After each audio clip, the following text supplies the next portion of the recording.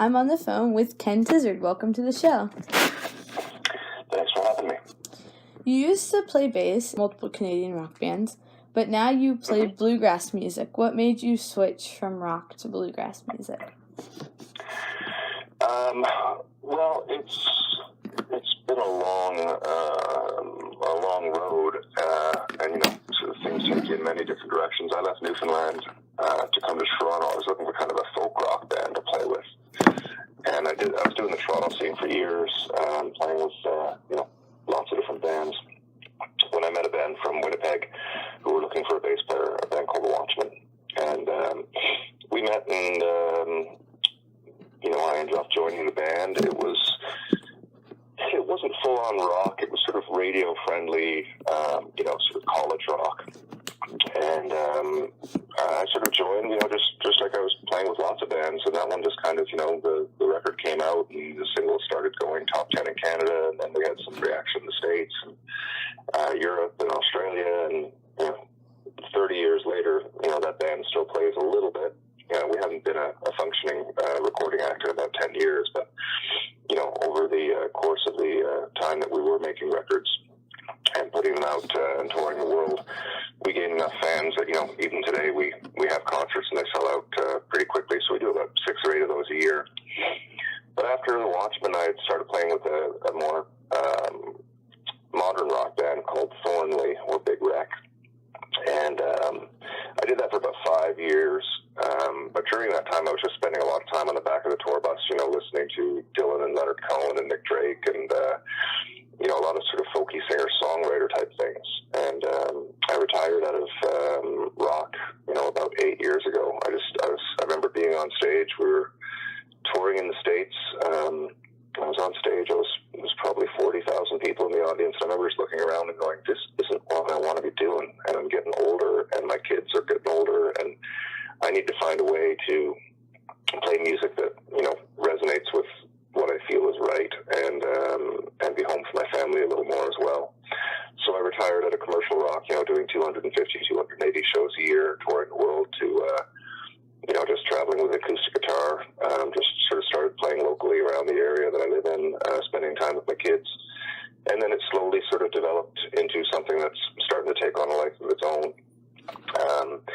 It's not really a bluegrass thing so much as it is a singer-songwriter thing with elements of Americana and folk and bluegrass. So how do you feel the music you're playing now and the rock music are different? How do you feel that they're similar? Well, they're very different, in volume, the rock and roll world, with The Watchmen, it's a little different because our crowd is older too, but I was finding in the commercial rock world, I was playing to a really young audience, and I wasn't kind of relating anymore, musically or, sort of personally. It just didn't feel like the right fit for me. There was still great excitement out of going onto a big stage with, sort of lots of loud guitars and, sort of big volume, big stage, big lights. I still like to do that from time to time, but I'd much rather sort of sit in a, small venue with a group of attentive listeners and tell my stories and sing my songs. The storytelling thing is a lot bigger, is a much bigger element of what I do personally. I write songs that are based around people in my life and my own life experiences. I find when I can sit and talk to people and tell my stories and let them hear the songs, they kind of relate on a much more intimate level than playing to thousands of people, playing songs that have catchy choruses. Right. So you will be attending MerleFest 2017 for the first time in your career. What do you anticipate for the festival? Ooh, I have no idea. I'm a little nervous because it is such a sort of legendary festival.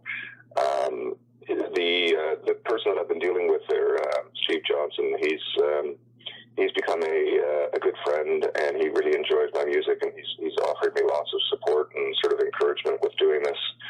I don't really know what to expect. I know it's a large festival. I've never played sort of, those type of numbers are usually associated with rock and roll to me, not just me and an acoustic guitar. I've done, larger shows before, but this is going to be one of the biggest festival type things that I've done, and it's extremely exciting. I really don't have any expectations. I'm just going to show up and play my music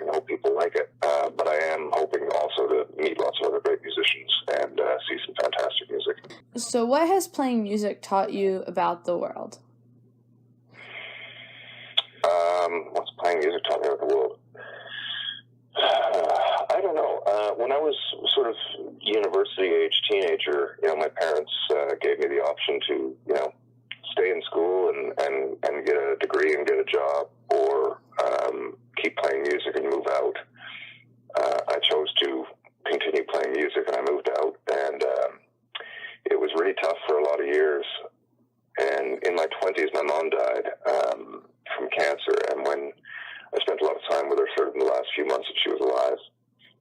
And one of the things that she said to me was how proud she was that I chose to stick with something that I believed in and really felt was a huge part of my life.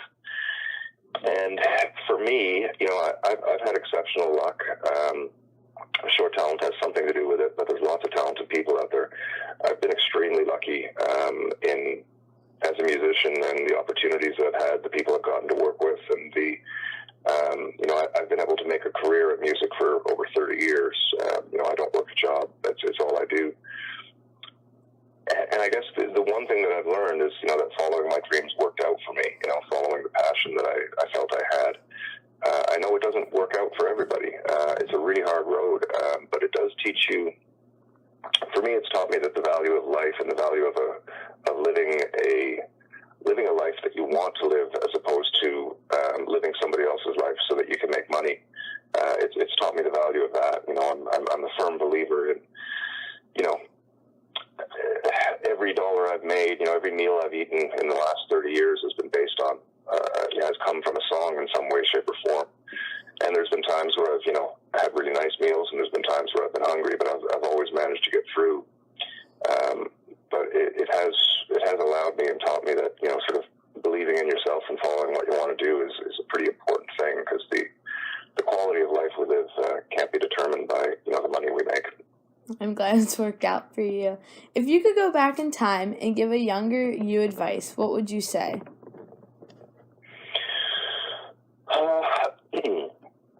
Well, I don't dwell on choices that I made that I could have made differently, so I don't really think about that. But I do speak to a lot of musicians, a lot of younger musicians, and the one piece of advice that I do give to people, is that you should follow your dreams, whatever they are, and if you enjoy music, it doesn't have to be your career.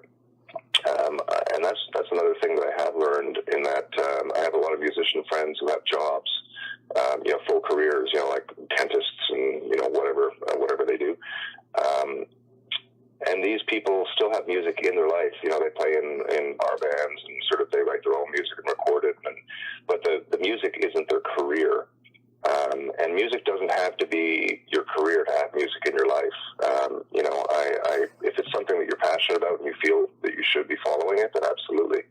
But I don't like. I have some friends who've struggled their entire lives because they feel like having a job is selling out. And the one thing that I kind of say to them is, having a job doesn't mean you can't play music. You can still have music in your life.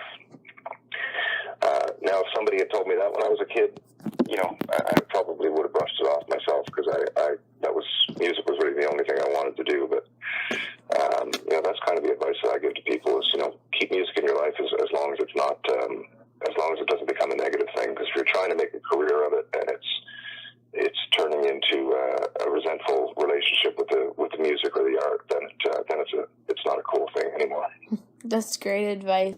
Anything else you'd like to tell my listeners? Well, I'm really excited to come down from MerleFest. This is going to be a huge opportunity for me, and I love the area, and I'm looking forward to seeing so many bands. So, I don't know, if you're at MerleFest, I hope you get to catch one of my sets, and I'll be kicking around all weekend. The one thing that I do always maintain is an open relationship with audience members. Even in the rock and roll days, I was the guy who always went out, and sort of wandered through the hallways of whatever venue we were playing at, just sort of shaking hands and meeting people. So if you see me around, or if you're interested in chatting, track me down. I'm always available to hang out.